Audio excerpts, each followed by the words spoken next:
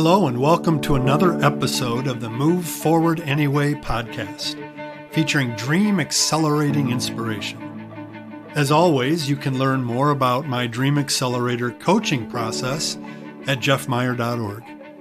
You can click on the Move Forward Anyway tab and watch all of these episodes in video form, or you can download wherever you like to get your podcasts from. I'm your host, author, entrepreneur, and coach, Jeff Meyer. Hello, fellow successful dreamers. Thanks for joining me again on another episode of my podcast, Move Forward Anyway. I am really pleased to be talking with friends from Detroit today, Shakina and Chris Bodley. Thank you so much, you guys, for joining me on this podcast. I'm excited to hear the progress that you're making with your dream. I think it's a really awesome venture that you're up to, and I want to hear about the process and all that goes into it. But before that, why don't you introduce yourself to the audience today? Go first, please. Hello, I am Shakina Bodley, and I partner with this handsome guy over here. We've been married for, it'll be 32 years. Yeah. Oh, and, my goodness. And we Congratulations. Thank you. Mm-hmm. And we have 5 sons. And we are partnering in ministry together and partnering in life and business together. That's right. So yes, we are, like you said, we have been married almost 32 years. And we said we have 5 sons. We are here in Detroit now. We've been here almost 9 years come July of this year. And we were in Florida for 20 years. With that, we've come here and we've been working together. And as we've gone on, God has just opened doors, and we ended up talking about, what we might want to do together, because I was called here to the Michigan district with the Lutheran Church Missouri Synod as a missionary at large in the city of Detroit, working with various churches. And so out of that, with that relationship and that responsibility, a lot of things have developed, and we saw some opportunities, and also we kind of got feedback too to see how we could minister both and in that capacity. Well, tell me about some of that feedback. What kind of feedback did you get that led to this moment? Well, I think people just saw us moving in action. We weren't looking for more to do. As we were walking out our faith in our family and in our community, people just began speaking over us things that they saw us doing more of in the community, or asking us to reduplicate efforts that we were doing within our family. For example, all of our sons, by the age of 12, we put them through a rites of passage program, which is something that is done in different types of communities, where we took the men in the family, other men surrounded them, took them away for a weekend, stripped away everything, their phones, their name, everything. They were called Simba the entire weekend. And we talked about principles like if a man doesn't work, he doesn't eat. Principles like keeping your heart, guarding your heart, for out of it springs the wellspring of life, guarding your purity, guarding different areas of your life. And the men took them out. They had to fish. If they couldn't catch a fish, that was the dinner for the night. So then nobody got to eat. We had a little grace in it. One of our sons, it was some kind of monsoon in Florida that year. I don't know. He could not catch. So he had to be given, I think, a budget of like $50 to feed 6 men, and he and his friend, and he had to figure out how to create a meal from that. So people began seeing that, and then they were reunited with their families, and the men spoke blessings over them. They were given back their names and told them what their names meant biblically. And then the women in the community came and had food and things as they came back. They were sleep deprived. They talked about fear. And so when people in the community saw this, they were like, can you do that for our boys?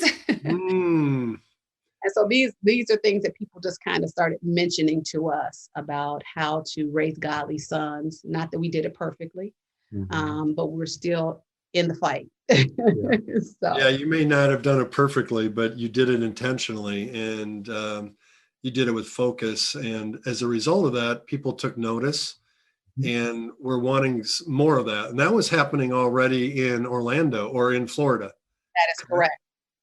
Wow. So our oldest is what, 20, he'll be 28 this year. Yeah, that's right. My. So so we've been doing it all along, but when we came here to Michigan, it seemed like God just aligned people with us who had similar passions and it was just the right timing. I think it was a Kairos moment where God just kind of saw that people were in need. So we're in the process of thinking, we're taking our walks and we're just kind of like, what is God saying to us? What do we need to do? So. And what have in your walks and in the last year or so, what have you seen God saying to you? What have you heard him saying to you about what's next? Well, initially it was just trying to decide what the name was going to be. And so there had been a name that I had for a while. It was Shape. And so Shape was, spirit, heart, abilities, personality, experience. And because we had seen it and thought, boy, that would be great because we're looking at how people are formed spiritually, relationally, emotionally. And so when we went through that whole process of submitting it, it was like, nope. We sent it in, tried all sorts of configurations, and it just got kicked back. And so we decided we were looking at, what else would convey the values and the mission of what we wanted to do. And so we were walking. And so one day Shakina was walking and thought about Ephes, just kind of, figure out how to move the letters around. We want to keep the focus on those core values. And out of it came Ephes, which was, it means measure in Greek. And so we looked at that, and in the gospel, it talks about a measure of your faith. And so we looked at it from the standpoint of how we can add a measure of faith, a measure of grace, and all those areas. What can we add to be able to incorporate and empower people to live lives that are going to be purposeful and intentional and practical? EPHAS. You shared that with me last week, Chris, and I did not put two and two together. I'm a little slow. Those are actually the same letters as shape. Yes. Oh. So you've come up with a name, the idea of measure, of growth, of spiritual development. Tell me about the spark. I think it goes back to your own boys, right? Raising your sons, you noticed something that you wanted to be more intentional about. Is that where the spark happened for Ephes, or even before you knew what Ephes would be? Is that where the spark happened, or was there something else that sparked this dream? I think it began as a slow kindling, kind of where we understood that God clearly was giving us messages all along the way about working as partners together. Even in PLI, when they began talking about, you hear these things like you're a pastor's wife and what that means to people, and what lane that means you should be in for people, versus in PLI, they empowered us to say you're his partner. And so I began thinking differently about that and looking at different models where we could maybe, even if we weren't allowed to do a Priscilla Aquila in the church, where we in the community could be marketplace ministers, where we are adding value to people. And I think the spark of understanding that God has called us is a reason why you have 5 sons. It's not an accident. and there's a reason why our marriage has been healthy, and how God has safeguarded us and wrapped us. And so we don't ever want to take those blessings for granted. We always want to say, God, how can you use us? Will you use us in these areas? And so I think one spark or kindling that really kind of helped us, our son went away to college and he said, you know what I noticed? That people who don't have fathers, young men in college who don't have fathers, they behave differently than men who have fathers. And so our kids began giving us feedback. You know, you're forcing them to do things, dragging them, and then forcing them to fish when they don't want to fish. Yes. Yeah. And it seems as though the older they get, the wiser we get, miraculously. So they're giving us feedback about things that we did right, things that we probably could do better. And so that kind of helps us, because we know many times in underserved communities, there might not be very strong male role models, or female for that matter. And we wanted to make a difference. We wanted to impact our community, especially here in Detroit, and start where we are, and then go out. Now with COVID, we can be anywhere. So we're exactly not right. I mean, as much of a blow as that was to so many entrepreneurial ventures and businesses, it's opened up a whole world to our content and to the stuff we want to share. And I talk about this a lot, that your dream must live. And the reason why I'm doing what I'm doing is to help people like you be able to realize your dream, so that it spreads, so that it is successful and effective. And certainly we need healthy marriages and families that are on a solid foundation, and men growing up to be godly men, and women being raised to be godly women. And so you're really trying to make that a priority. So right now with EFIS, and you got the name, I love it, by the way. It's really great. And with that venture, tell me, what kind of obstacles or challenges, both external and internal, are you needing to overcome right now? Not necessarily overcome, but acknowledge and move forward anyway. That's the name of the podcast. And the whole premise is, we're never going to be free and clear of obstacles or fear, but we move forward anyway, because we know that it needs to live. It's got to work. And so we keep moving forward, even though we have negative self-talk and challenges from within and doubts and discouragement that hit us, but then we have outside barriers that come in. What are some of the things that you're dealing with right now that you need to address? So I know that we're definitely having to work on more of the content that will be, and being specific, because we are, as we talked about, the values and how we empower and equip, being able to then not only have that, how we figure out how to do that content or develop that content, we have it, but expanding it, and then having the platform, making sure that our social media platform would be able to really complement that and extend it, especially in COVID. I think that was one of the issues I knew, that when we were looking at communicating this idea, it's like, okay, I already perceived some people that I could begin talking with, but then once COVID took place, because these relationships I did not already have, they knew me face, it was a matter of saying, how do I connect with people? I'm not in their circle. They're not necessarily in my circle. And yet that's what marketplace is. I mean, the marketplace ministry is, how do you segue into that space and begin to build? And I'm realizing the idea of not giving people what I think that they want or what I think that they should have, but really what they want. And so really understanding that and making sure that, we're hitting that target. And so, in regards to not just being also narrow, but also being at least a little bit more wide, because part of the experience that I've had in Detroit was also understanding, working in community, how to help with soft skills, and realizing leadership and soft skills are important. And so rolling that all into, EFIS, and understanding that, how do we minister to the whole person? So I think with just definitely the two that come in my mind would be the content and the platform, so that we can have a broader reach.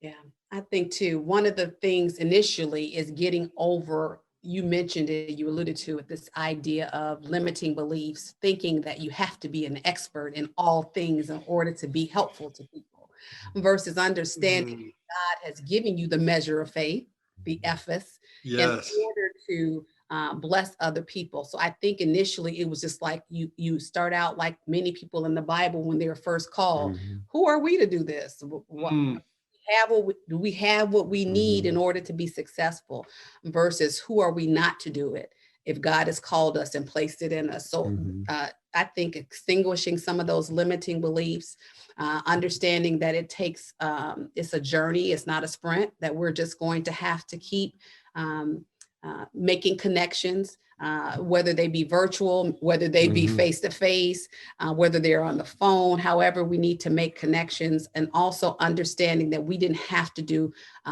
somebody else's model, meaning there are people who want to go into business and they spend thousands of dollars on marketing research and this, that, and the other. And that's not saying that that's not helpful. It just might mean that you might get somebody else's opinion about what you should be doing versus what God may be saying you should do. I think we have some counselors around us, but I think the more people we have around us to help us flush out the vision. So I think those are one of the things that we need more of, incubators and things like that. And so I think that those are all helpful, that will help move us forward along the way too. So. It's a fine balance, isn't it, to have advisors and to have counsel, and that's really helpful, but not have many advisors or too much counsel, or we can spend all our time thinking about designing and figuring out the whole thing before we take steps forward. I love the way you had that experience in Florida where you just did something that you knew you needed to do with your sons, and it was affirmed, and you did not figure that all out before you launched. You figured that out as you went, and designed that as you went. So I talk a lot about a minimally viable product. Like we need to develop something that's minimally viable and put it into the market and test it, and then listen and see what kind of response we get. And too many people think too much about it and don't take enough action. I think it's also interesting, because you're in ministry, and because I'm in ministry, there's something interesting that's happening here too, you guys. And that is, for me, this is what the church should be doing. And this is what the church should have been doing all along. Some people will, be challenged by what I'm doing with like the Dream Accelerator, and they go, why are you doing the Dream Accelerator? You're a pastor. Like, well, because fundamentally every person is a co-creator with their creator. And so I'm only doing what the church should have been doing all along, but I found it more ability to actually have it happen alongside the church and not try to bring it within the church. Do you resonate with that at all when you talk about Ephes? Yes. And I think that has been, so let me go back. So when we were in Florida and we were at our first assignment, and God had just placed some things, I was really, wanting, we were talking about ministry. We were in PLI and we were looking at what we were going to do. And at that time, Norb and Jackie Esch were the leaders at PLI, and Norb had come down to Orlando because we had a multi-ethnic congregation. We were, young. And so we went out there and showed them, said, yeah, we want to have this child development center. And we took them out to this movie theater where we were going to have it used in multiple ways, a child development center, overnight daycare. And we were there, and he was there, and he said, so who's going to help you with that?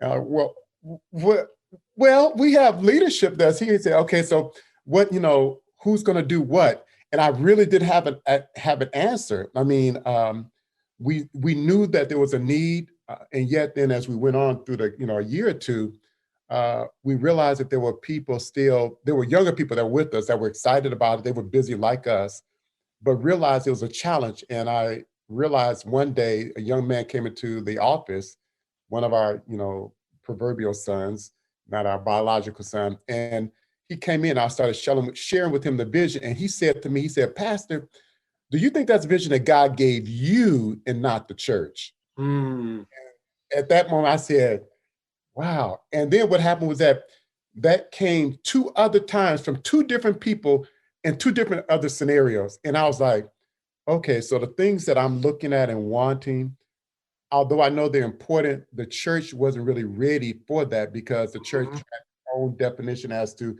what it meant to be kingdom, as you know, as opposed to being church, as opposed to being kingdom.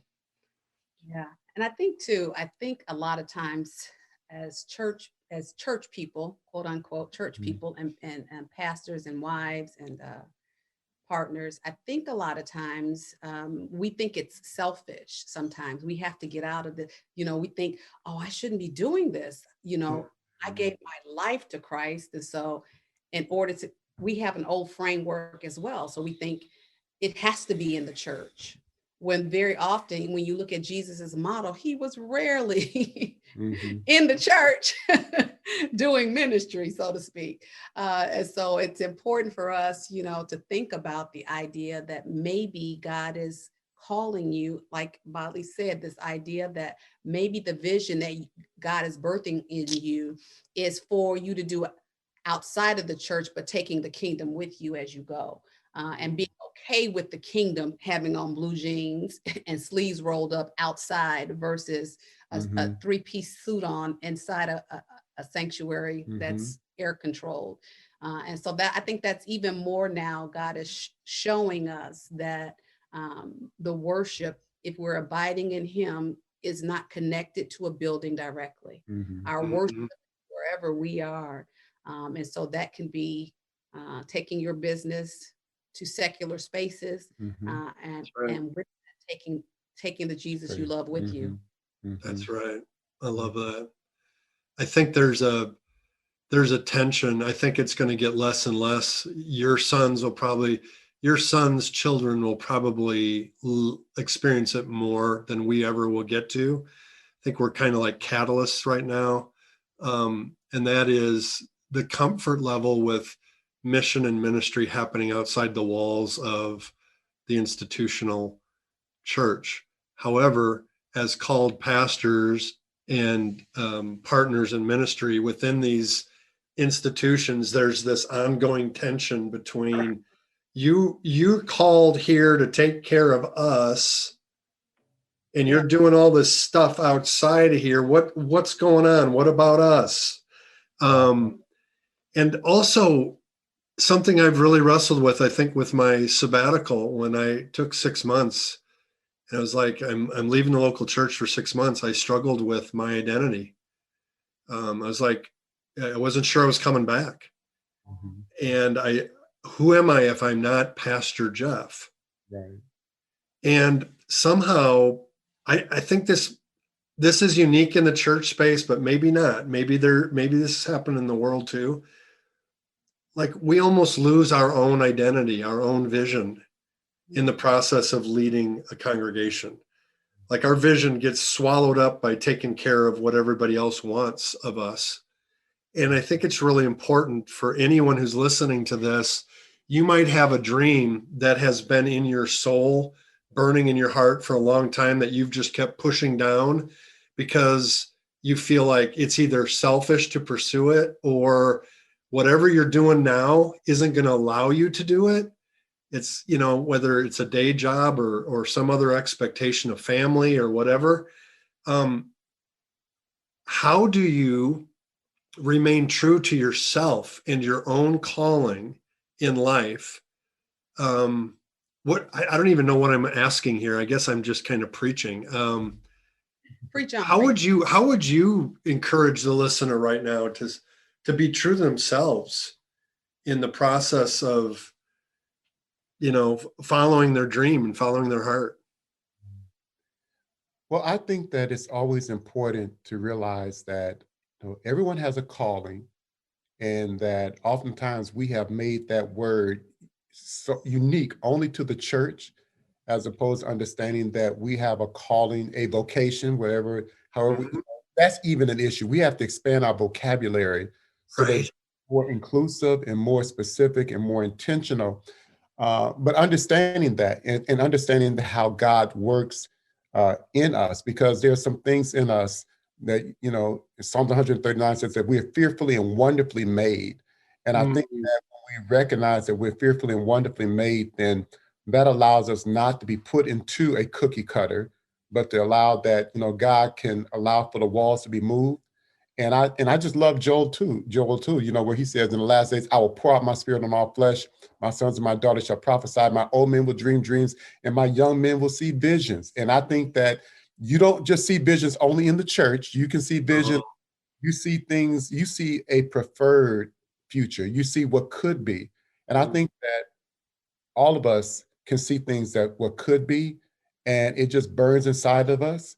And I think for us to ignore it, that something will die. That's how I've always felt. I mean, so when people ask me, I'm like, I just can't let that go. I'm not going to die. I'm not going to sacrifice or give up the vision that I believe God has placed on me or in me to do. So Shakina, I don't know. I think I agree with everything you said. And I am writing this down. This is so good. See what could be and pursue it. Otherwise, something in us will die. Yeah. And something that should be in the world that you are specifically designed to bring into the world won't be in the world. Yes, I think we have been confusing vocation with location. And the reason why so many of us have a holy discontent with our jobs and so forth is because we understand what that means, that holy discontent in the sense I should be doing something more. God is calling me to something more. And instead we change our vocation for work. We make work versus job, right? So we say a job is where you clock in and out. Work, is always before you. And the work of the Lord is not limited to a location. Like they say, with a job, you can't wait to clock out. With a job, you can't wait to wake up in the morning to get busy to work, to get to work. And the work that God has called us to is most often not in the church. Is most often to expand his kingdom takes people who have courage to be outside, interacting with the forces of darkness and evil, even though that can be in the church as well. Maybe make that plain. Also, this idea that we understand that we are working for the Lord. We don't have jobs for the Lord. So that work goes in and out of spaces and time, and it has seasons. A job has a lifespan.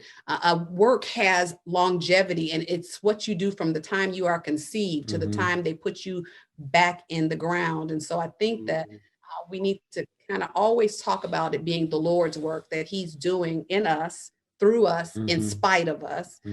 And we will have courage to kind of keep the vision alive. I often ask my husband, so if you knew you were going to be a pastor, you're almost at the age where you can retire from being a pastor. You've almost been a pastor for 30 years. What's next? And I ask myself, what is next? And so the idea is, and I think people think they have to be buried standing in the pulpit in order to have been an effective minister of the gospel. When very often God may be transitioning you to do something else. I'm not saying that's for him.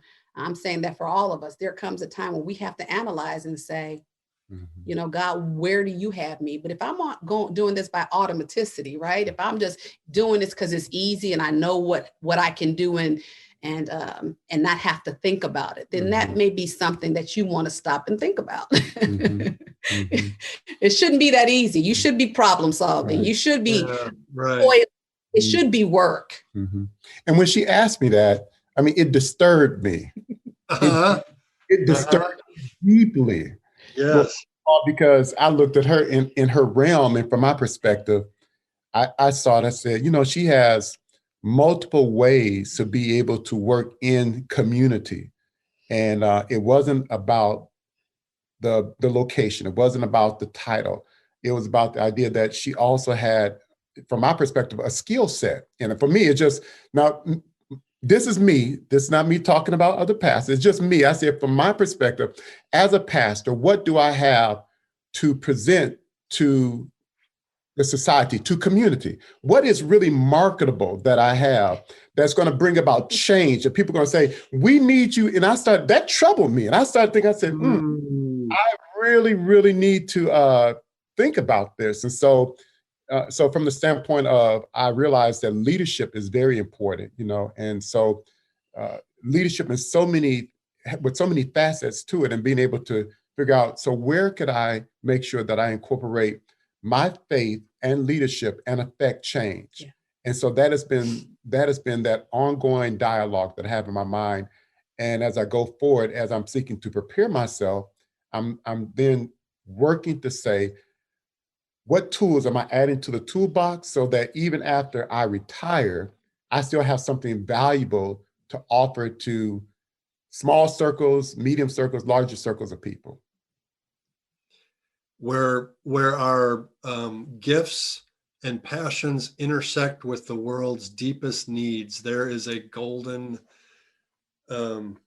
there's a golden nugget there of emerging dream. And I hear that with you guys, is that the passion is leadership, the passion is relationship, the passion is spiritual growth, the need is soft skills, the need is our relationship skills, the need is, what are some of the other needs that you see that you are burdened with, not in a negative way, but a positive, life-giving way, that drive you to keep growing your content? What are the needs that you see right now in Detroit, around the world, as you hear back from your sons? I think things that just keep coming up. I work in a variety, he kind of alluded to it. I like to say I work from the womb to the tomb. I'm a speech language pathologist. So I see kids when they're first entering the world, and grandma and grandpa as we're saying goodbye, right? But what I noticed with working in Detroit, especially in our public schools, is you have the Matthew effect, right? Those who have get more, and those who don't get less. And so we see that on every front. And what I think COVID has demonstrated to us is that those who don't have, when trouble comes, they get it worse. Yeah. And this happens academically, this happens financially, encouraging people to think about their families and the systems of finances differently. And so we're growing into this. It's not like we have it all figured out, but we're seeking partners and at least being able to show people directions about, okay, here's how you can shore up your finances. Here's how you can help your children read better. This is how, if you don't have a skill set, how we can retool you to get you back to apply for a job with greater skill sets. This is how you can grow in your faith and help to not only grow, but turn around and disciple somebody else. And so I think that all of those ideas of helping those who are being most impacted in the Detroit area by lack of literacy, by lack of jobs, economic growth, stagnant communities, not necessarily understanding their home ownership. I mean, he's worked with everything from Habitat to Humanity, all the way down to getting computers and getting people job skills and helping people learning how to send an email. So it's simple things that can make a difference. And you always talk about, if you change the man, you change the family, right? If you can impact that man, you can change the direction and the future and the wealth and generational wealth of that entire family if you empower that man. Right. So yeah, I think that I think they call them, it's like I'm messing up the phrase, but it's like where a lot of people don't have the social capital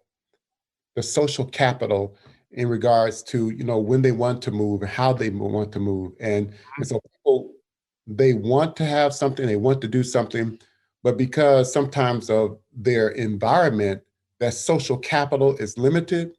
And I've seen that. And I've also seen how people have been a blessing to me, to us, and to ministry, how people, as sharing vision, others people can say, hey, we can help you in this way. And I've seen the amazing partnership. And so one day I was just sitting thinking, I said, there are a lot of people who don't have the access. I'm thankful when you talk about having privilege in that way. There was a privilege of people saying, okay, I'm connected to a ministry, to a church. And so it opened doors. And so I began thinking, well, how can I begin helping to open doors for other people who can't necessarily walk through, don't know what door to walk through, we don't know what to ask for. And so I think the ability to bring equitable access so that people can therefore have confidence and then move in that confidence and have that identity to be able to set the goals and then know how and where to go in order to continue achieving those goals in their lives.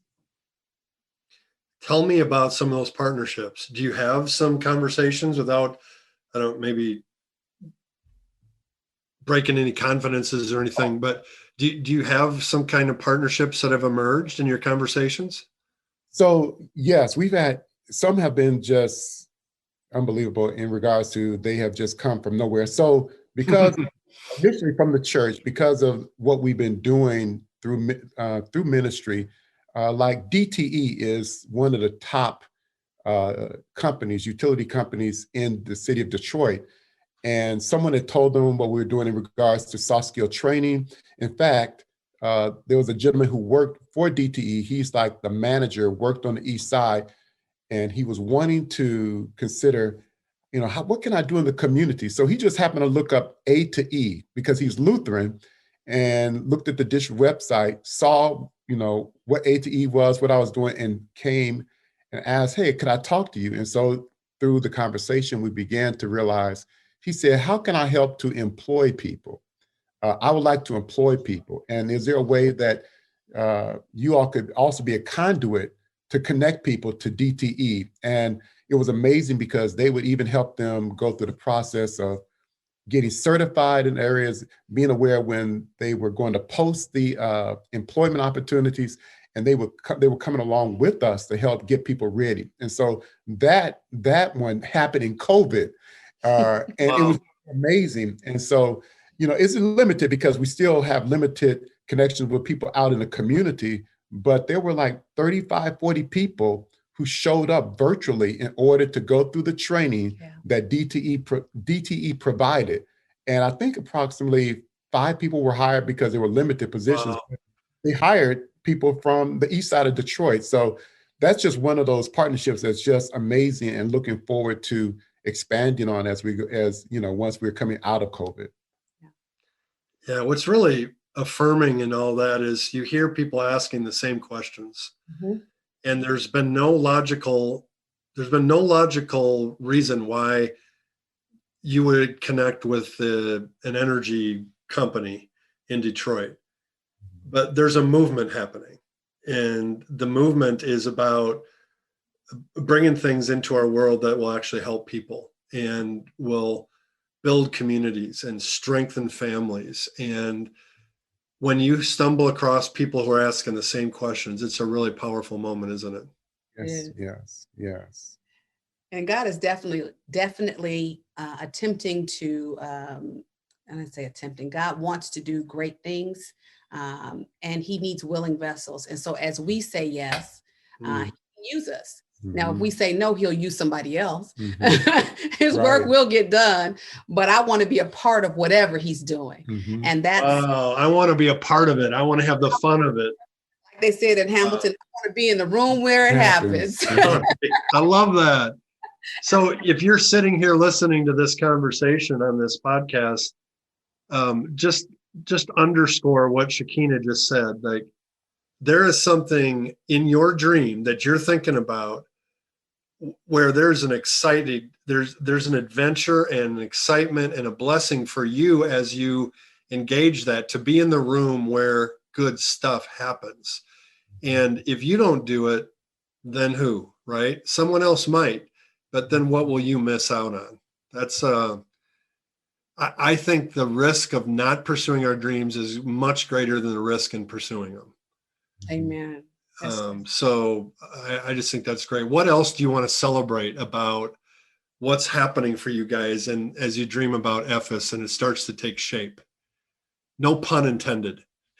Well, I think it's wonderful that, we've known each other a long time, and it's something about when you're dreaming, the joy that comes just from dreaming. And yes. It's if you have to see it in manifestation the way you anticipate it. it's the idea that there is something, like Bali says, a preferred future, something where you can kind of think about, something that, and I think, if you look at the neuroscience behind dreaming, and having visions, how you are producing great endorphins and all these things, and kind of wiring your brain a little bit as you began to think about what could be with God, what God can do and how he can use you. And I think that's going to be important. This is why I think it's going to keep our minds young. I think it's going to keep us energetic. I think as we're walking and we're talking and we're enjoying and dreaming, I think it also helps our marriage. We're not sitting up just watching docuseries and snoozing. And we lost the COVID-19 we gained, Yeah, right. Only 19? I mean, come on. Yeah, we were good. We were bad, but the idea of a dream, dreams are powerful. Yeah. That's awesome. So as you think about right now where you're at, so where you've come from in the past, where this thing could go, what are the next steps or the next things that you need to get after to keep this thing moving forward anyway? But definitely, as we mentioned before, the content and being able to put that in the mode so that it's going to be accessible. And then, like we said, the platform so that we can push that out. It's going to be very important. And I think for me personally, it's just continually making sure that I'm equipping myself, because I just think that leadership is there. And so that area, being able to listen well to people, and then being able to say either we can help you right now, or we're working on that. We can help you find somebody who can help you with that. Exactly.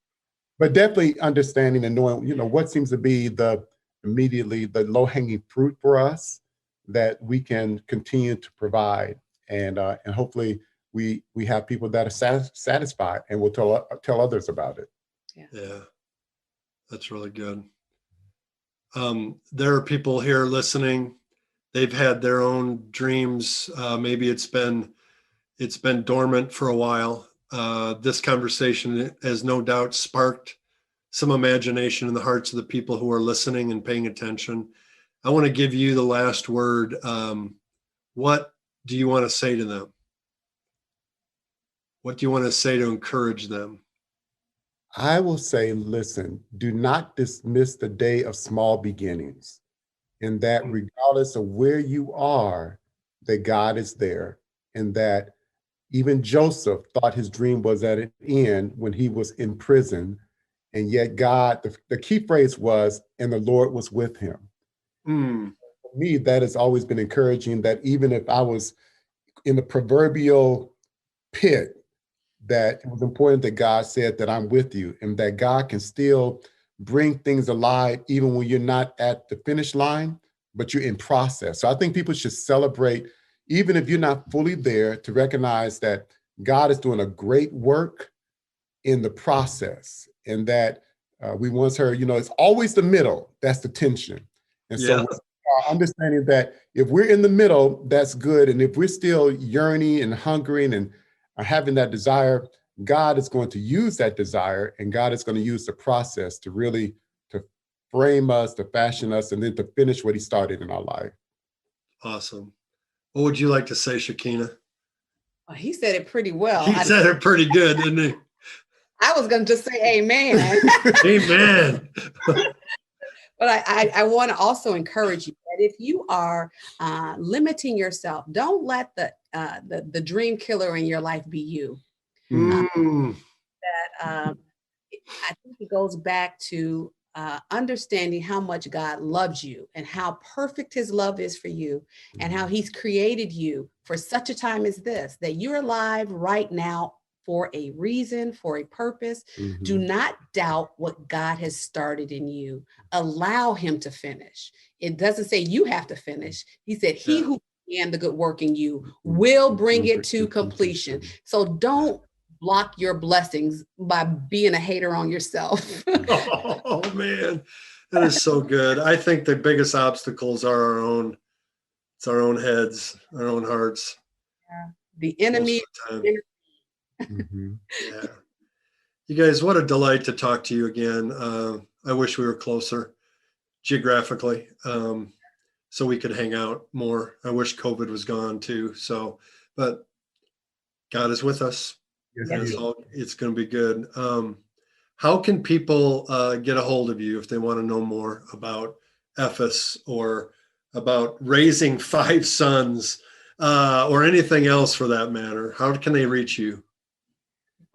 You can reach us via email at ephesconsulting@gmail.com. That is the quickest way to get in contact with us. I don't want to give my personal number out. Yeah, no, that's good. That's fine.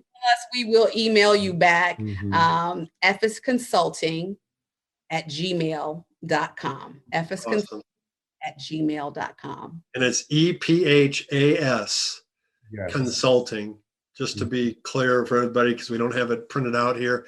We'll make sure that's in the show notes for you listeners. And when Shekinah and Chris say they will respond, they mean it and they will do it.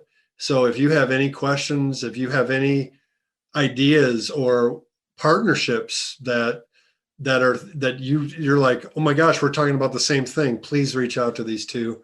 They're just the best. And I wish you both the best. And I wish you the fruit of the kingdom on your venture moving forward, and a rich blessing on your family as that continues to expand, as those young men become older men. And, it's just amazing how quickly they grow up. And I've just been celebrating, I think it's lacrosse, the games that you keep posting on Facebook. I keep celebrating they're playing so well. That's so great.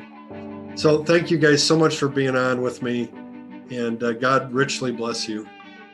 Thank you. Thank you, Jeff. You too. God bless. Hey, fellow dreamer. I hope you enjoyed today's episode.